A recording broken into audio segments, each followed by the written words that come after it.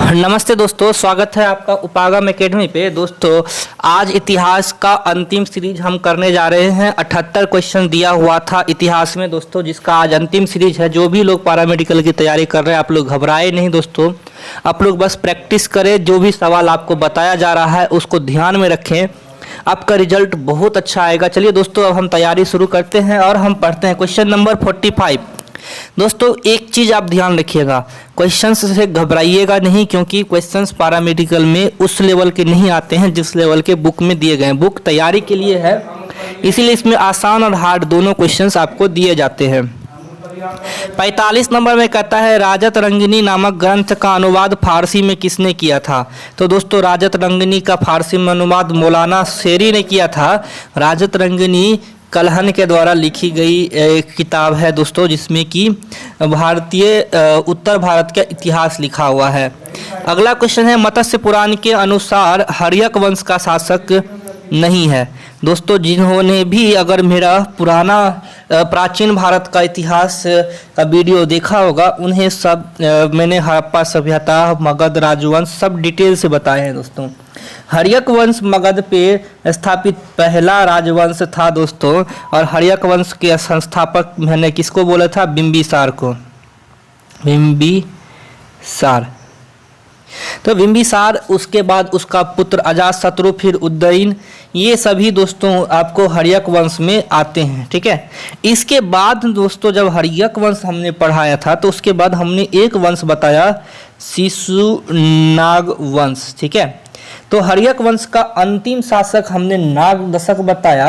अब आते हैं शिशुनाग वंश पे। तो उदयन तो हर्यक वंश है क्योंकि अजातशत्रु का बेटा था। नागदशक हर्यक वंश का अंतिम शासक था। तो मुंड और काकवन, इन दोनों में अगर आप नहीं जान पाएंगे, क्योंकि ये दोनों में से आपको कोई नाम हमें नहीं लगता है कि बार बार सुनाई दिया होगा या बार बार आप इन नामों को पढ़े होंगे। लेकिन शिशुनाग वंश में दोस्तों हम अपने वीडियो में काकवर्ण का क्या कहते हैं उसको, चर्चा किए हुए हैं। ठीक है, तो इसमें दोस्तों काकवर्ण जो है वो शिशुनाग वंश का था। कौन सा? शिशुनाग वंश का था, जिसके संस्थापक शिशुनाग थे। तो इस वंश के शासक थे कौन? काकवर्ण। मुंड के बारे में दोस्तों अगर आप नहीं भी जानते हैं, लेकिन अगर काकवर्ण के बारे में जानते हैं, तो इसका सीधा सीधा आंसर आप मारेंगे डी नंबर। चलिए आगे बढ़ते हैं। 47 नंबर, क्रांतिकारी संगठन हिंदुस्तान रिपब्लिक एसोसिएशन के संस्थापक कौन थे? तो हिंदुस्तान रिपब्लिक एसोसिएशन के संस्थापक दोस्तों डॉक्टर सचिंद्र सन्याल थे। 1924 में डॉक्टर सचिंद्र सन्याल ने हिंदुस्तान रिपब्लिक एसोसिएशन की स्थापना की, और बाद में हिंदुस्तान सोशलिस्ट रिपब्लिकल एसोसिएशन की स्थापना किसने की थी? भगत सिंह ने। तो इसका आंसर भगत सिंह नहीं मारेगा, क्योंकि यहाँ पे सोशलिस्ट नहीं दिया हुआ है, के लेवल में भी नहीं आते हैं। क्योंकि ये आपको नॉर्मल क्वेश्चन, जैसे कि रजिया सुल्तान किस राजवंश से संबंधित था, जैसे गुलाम वंश हो गया, या फिरोज शाह तुगलक वंश हो गया, इल्तुतमिश गुलाम वंश हो गया, ये सभी क्वेश्चंस आते हैं। अब उसके शासनकाल में मंत्री कौन था, ये दोस्तों नहीं के बराबर पैरामेडिकल में पूछा जाता है। इसका आंसर वैसे बलवन होगा, जहाँ तक हमें लगता है। इसका आंसर अमीर शिकार के रूप में बलवन नियुक्त था रजिया सुल्तान के शासनकाल में। 49 नंबर क्वेश्चन बोल रहा है कि कैप्टन हॉकिंस भारत के किस राजा के दरबार में? ये क्वेश्चन बहुत अच्छा है, और ये क्वेश्चन पूछा भी गया है, और हमने आपको ये दोस्तों आज हाल ही में आधुनिक भारत के अध्याय में इसको बताया है, और इसका आंसर हो जाएगा दोस्तों जहांगीर के राज दरबार में कैप्टन हॉकिंस भारत आया था। अगला है, विश्व में सर्वप्रथम विधि संहिता, विधि मतलब कानून, संहिता मतलब किताब, जैसे कि अपना संविधान होता है उसी तरह से। तो विश्व में पहली बार एक तरीके से समझ जाओ तो संविधान ही हुआ। विधि संहिता मतलब कानून की पुस्तकें होती है, हिंदी में यही इसका अर्थ होता है। और इसका आंसर हो जाएगा दोस्तों हम्मुराबी, क्योंकि नेपोलियन, सिकंदर, ये सभी शासक थे और ये दोनों युद्ध लड़ने के लिए थे। तो इन्होंने कानून बनाने की इसको टाइम कहाँ थी? जूलियस सीजर और हम्मुराबी। तो बहुत अच्छे, जूलियस सीजर बहुत अच्छे रचनाकार थे मानते हैं, लेकिन संहिता बनाने वाला राजा हम्मुराबी था। पता नहीं, ये क्वेश्चन सब बहुत ज़्यादा इतना लेवल का नहीं आता, ये सब क्वेश्चन बहुत ज़्यादा लेवल पे है पैरामेडिकल के हिसाब से। लेकिन हाँ, अगला क्वेश्चन आसान है। क्वेश्चन है अगला दोस्तों कि गुलाबों की लड़ाई कहाँ हुई थी, और इसको दोस्तों गुलाबों पिंक युद्ध बोलते हैं, और ये हुआ था दोस्तों इंग्लैंड में। ठीक है, गुलाबों की लड़ाई आप रोज युद्ध मत बोल दीजिएगा, पिंक युद्ध बोलते हैं इंग्लैंड में। 52 नंबर क्वेश्चन में है कि भारत की प्राचीनतम सभ्यता के लिए सिंधु सभ्यता का नाम। तो इसकी तो दोस्तों हमने पूरी हिस्ट्री के एकदम डिटेल से कहानी बताई है दोस्तों। हमने आपको जॉर्ज कनिंघम से लेके सर जॉन मार्शल से लेके आपको दयाराम साहनी, राखालदास बनर्जी, हर एक के बारे में एक एक नाम को डिटेल से बताए हैं दोस्तों। और इसका तो आपको बहुत आसानी से याद होगा। हमने आपको बताया है कि इंडस सिविलाइजेशन किताब में सबसे पहले सिंधु सभ्यता का नाम हड़प्पा सभ्यता, इसको मोहनजोदड़ो की एक किताब लिखी है, किसने, सर जॉन मार्शल ने, और उसी में लिखा है। तो सिंधु नदी घाटी के किनारे होने के कारण इसका नाम सिंधु सभ्यता दिया था। बाद में चूंकि इसमें एक इतिहास सम्मेलन हुआ जिसमें बोला गया कि भाई सिंधु नदी के किनारे तो बहुत सारे शहर हैं, तो क्या उन सभी शहरों को हम सिंधु नदी घाटी के अलावा, माफ़ कीजिएगा, अलावा बहुत सारे, जैसे रावी नदी हो गया, घग्गर नदी हो गया, इन सभी के किनारे भी तो बहुत सारे शहर खोजे गए हैं, तो भैया उसको उस नदी के नाम से क्यों नहीं जानेंगे। तब मार्शल के बाद उस सम्मेलन में बोला गया कि आप इसको हड़प्पा सभ्यता बोल दीजिए। तो इसलिए इसका नाम कहीं कहीं सिंधु घाटी सभ्यता, कहीं कहीं हड़प्पा सभ्यता देखने को मिलता है। अगला क्वेश्चन है हर्षवर्धन का भाई पुत्र कौन था। ये क्वेश्चन ठीक है। हर्षवर्धन का पुत्र दोस्तों प्रभाकर वर्धन था, और इसके बारे में भी दोस्तों हम आपको डिटेल से बता चुके हैं।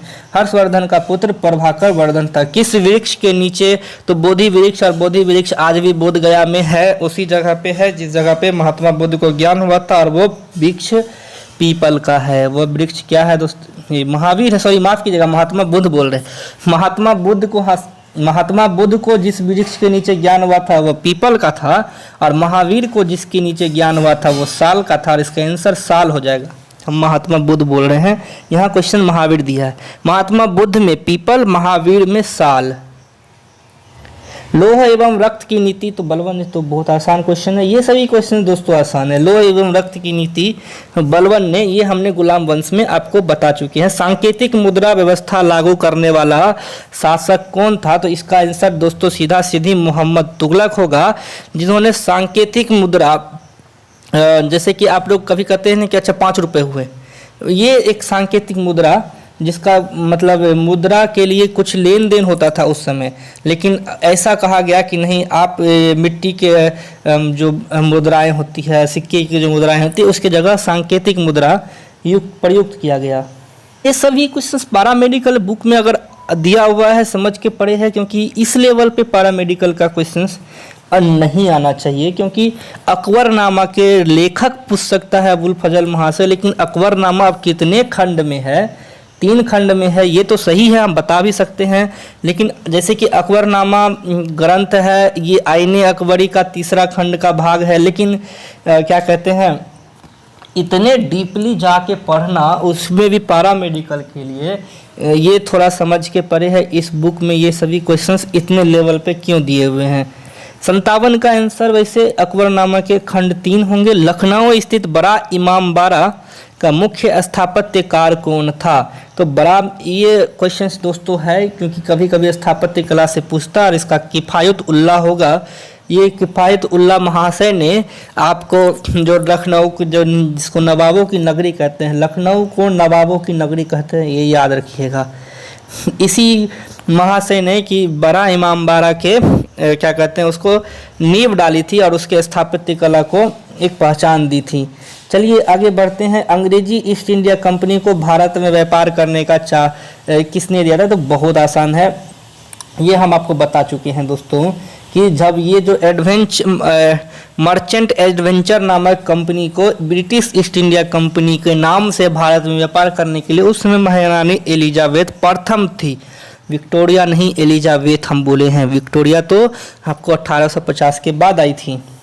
ठीक है, अगला क्वेश्चन है बंगाल विभाजन को कब समाप्त किया गया, तो सर 1905 ईस्वी में आपको क्या कहते हैं पहली बार बंगाल विभाजन की घोषणा की गई थी। तो बंगाल विभाजन की घोषणा 1905 में की गई, लेकिन 1905 के बाद इसको बहुत ज़्यादा आंदोलन का सामना करना पड़ा, जिसमें एक महत्वपूर्ण आंदोलन था, वो आंदोलन था स्वदेशी। पूछा जाता है, ये सभी क्वेश्चन पूछे जाते हैं कि स्वदेशी आंदोलन किसके उपरांत शुरू हुआ, तो बंगाल विभाजन की घोषणा के उपरांत। और घोषणा करने के बाद दोस्तों जब सर जॉर्ज पंचम आए, तो इसका आंसर दोस्तों हो जाएगा आपको कितना, 1911।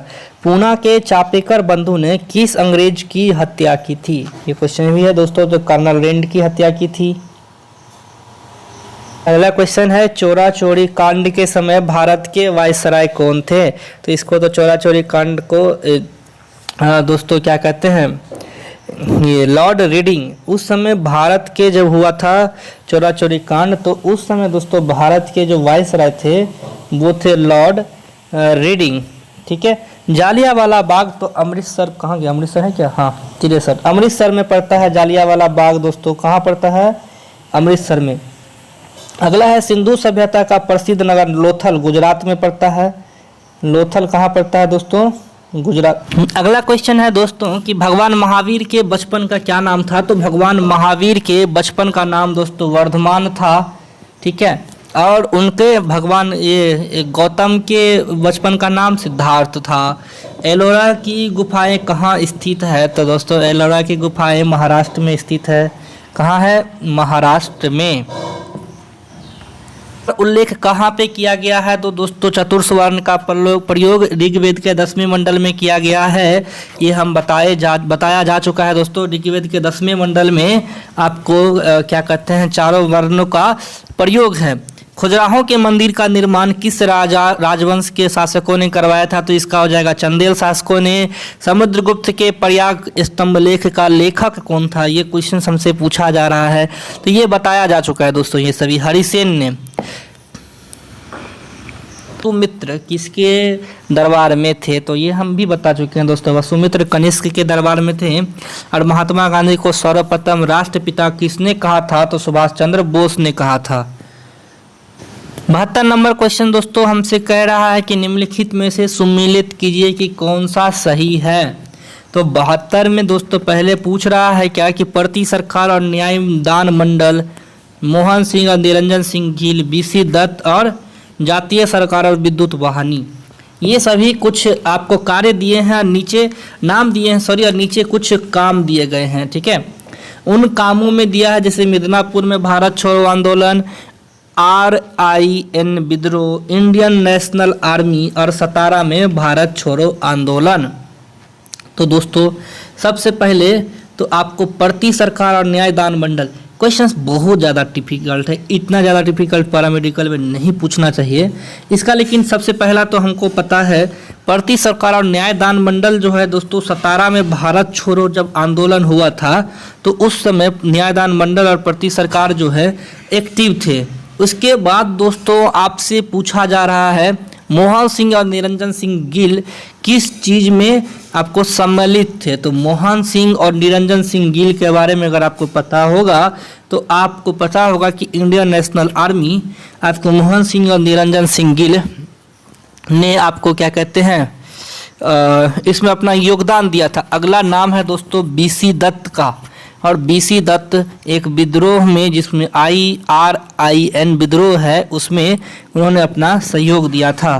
तो इसका एक बार ऑप्शन खोजते हैं, कौन सा मिल रहा है, A का 4 होना चाहिए क्योंकि हमने बोला प्रति सरकार और न्याय मंडल, आपको A का 4 B और C में है तो आंसर A और D तो होगा नहीं। मोहन सिंह और निरंजन सिंह गिल, इसका हमने बोला इंडियन नेशनल आर्मी, तो इसका C होना चाहिए। तो आंसर आपका दोस्तों इसके हिसाब से B नंबर हो जाएगा। क्वेश्चंस बहुत डिफिकल्ट है, इसको आप स्किप भी मारिए कोई दिक्कत नहीं, इसलिए वाला क्वेश्चन नहीं पूछेगा, ये तो फाइनल है। अगला है, ये क्वेश्चन दोस्तों पूछ सकता है क्योंकि ये क्वेश्चन थोड़ा सा आसान है उसके पिछले क्वेश्चन के मुकाबले, लेकिन ये क्वेश्चन भी पैरामेडिकल के लेवल पे है। हमको ये समझ में नहीं आ रहा है कि भाई साहब ने क्या सोच के किताब में इस लेवल के क्वेश्चन को डाला है। अगला क्वेश्चन है कि सूची में मिला। बारदोली सत्याग्रह दोस्तों, बारदोली सत्याग्रह सबसे पहले तो सरदार वल्लभ भाई पटेल इसका होगा, और इसका ए का 2 नंबर जहां भी दिया है वो आपका एक्चुअल आंसर होगा। तो पहले तो देखिए 2 नंबर किसमें किसमें है, ए और बी में, तो सी और डी आपका आंसर होगा नहीं, आंसर होगा ए और बी, तो हम इसको रखते हैं। बारदोली सत्याग्रह सरदार वल्लभ भाई पटेल आते हैं, ठीक है।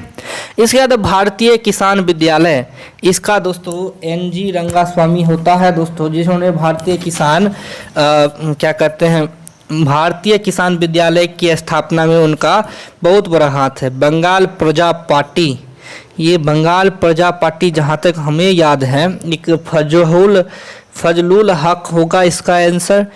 तो आंसर के हिसाब से सी का 3 नंबर कहीं है क्या, बी नंबर में है, इसका आंसर दोस्तों बी नंबर हो जाएगा। हम फिर भी बोल रहे हैं कि 72 73 स्किप कीजिए, क्योंकि ये क्वेश्चंस एग्जाम में इस लेवल पे नहीं आते हैं, इतना हार्ड नहीं आएगा आंसर। अगर इस टाइप के क्वेश्चंस आएंगे भी तो आसान से आएंगे।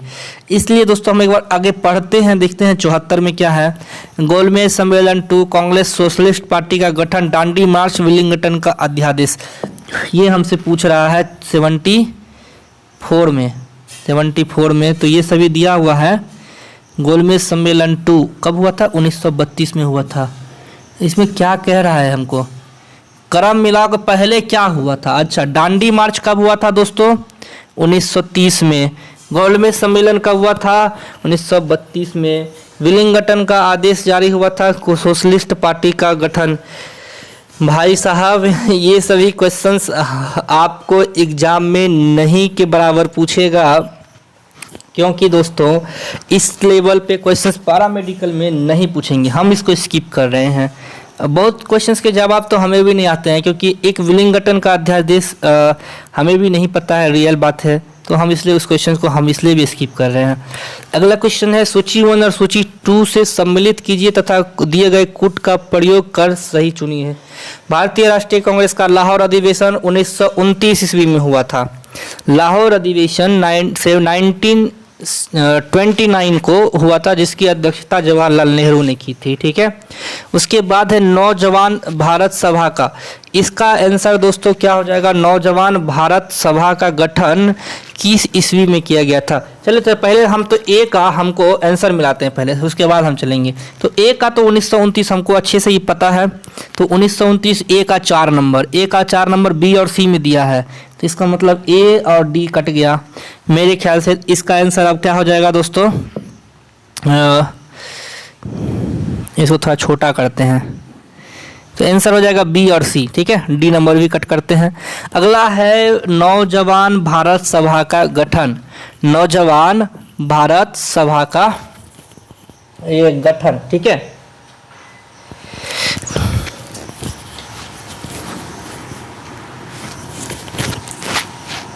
इसका आंसर हमको लगता है दोस्तों 1927 होगा। नौजवान भारत सभा का गठन 1927 ईस्वी में हुआ था।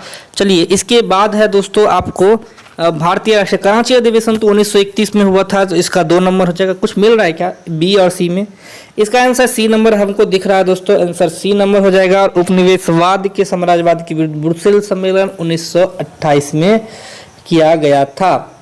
बहुत ही ज़्यादा इस तरह के क्वेश्चंस पैरामेडिकल में पूछेंगे मुझे नहीं लगता है। अगला है फिर मिलान करने वाला है, 76 नंबर भी दोस्तों मिलान करने वाला है, ठीक है। तो आपको पूछता है प्रफुल्ल चाकी, तो प्रफुल्ल चाकी तो दोस्तों आपको सबसे पहले ये आपको ए का मुजफ्फरपुर बम कांड 1908 में खुदीराम बोस और प्रफुल्ल चाकी ये 2 शख्स थे जिनमें आपको खुदीराम बोस को फांसी की सजा दी गई थी। तो प्रफुल्ल चाकी तो ए का 4 हो गया। तो चलिए हम इसका ए का 4 नंबर है किसी में, बी और सी में है, बी और सी में है, तो हमें ए और डी आंसर होगा नहीं, बी और सी होगा।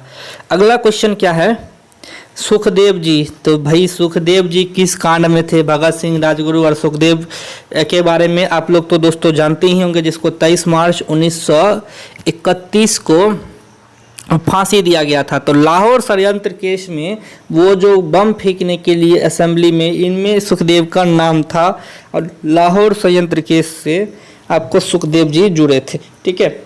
उसके बाद आता है दोस्तों आपको अशफाक उल्लाह खां, अशफाक उल्ला खां दोस्तों आपको काकोरी कांड से जुड़े थे, तो और गणेश घोष जो है आपको चिटगांव आर्मरी रेंज से जुड़े थे।